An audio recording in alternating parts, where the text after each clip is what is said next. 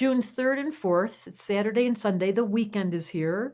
It's a full moon, you guys. You should be feeling the increase of energy. I always notice things get a little more intense. You sleep a little less. Please notice the simple version of a full moon is an increase of energy. If a baby's born with that, it makes them far more intuitive because think about it. The moon rules your sleep. It rules the night. It rules the waters on the earth. It rules what's going on under the system. So when it's big, it's operating with a higher voltage, which means your intuition's stronger and your gut stronger and your reaction stronger. The moon's in Sag, so it's blunt and it's honest. That's one part of it.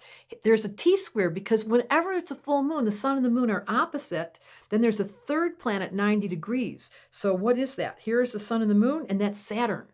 And so there's a T. If you put that on the side, it would look like a T. And what that stands for is tension. So if you're a Gemini Sag or you're a Virgo Pisces, you could be feeling a little bit of tension.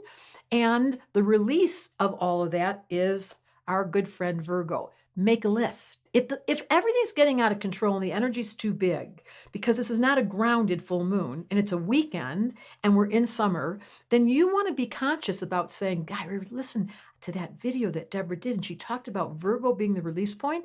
I need to make a list this weekend so I can walk into Monday when the moon's in Capricorn and I can be grounded and prepared. So please take advantage of this big energy.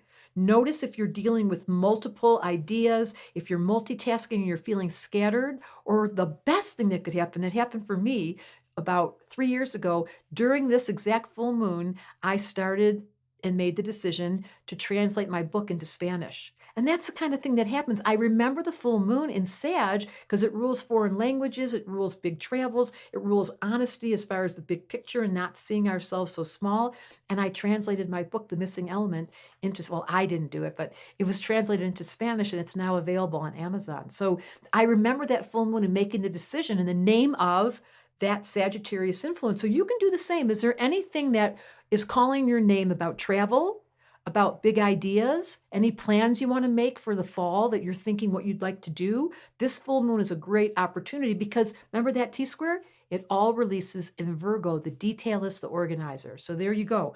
And there is this crazy one more thing I want to say. Mercury and Uranus are standing together almost exact degree in Taurus.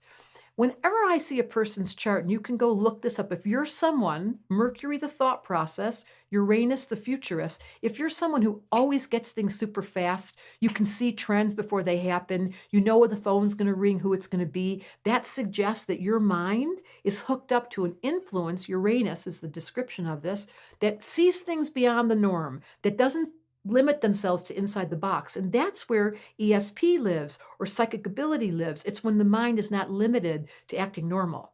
Uranus, listen to the name, is not normal. So it just so happens, it's been going on for about a week. But if a baby were born with this, with a full moon, sun and moon opposite, and Mercury conjunct and Uranus conjunct, that would suggest somebody who's come in with a really honest, blunt, big energy, super intuitive, and knows things before they happen. I wish I could tell you a story. Every once in a while, there is that prophetic sensibility that some of us have in dreams or a gut feeling, or you see something before it happens. That would be this weekend. Let me know how it goes. Astrology Answers wanted me to tell you, if there's a baby born with this flavor, what a being coming in today.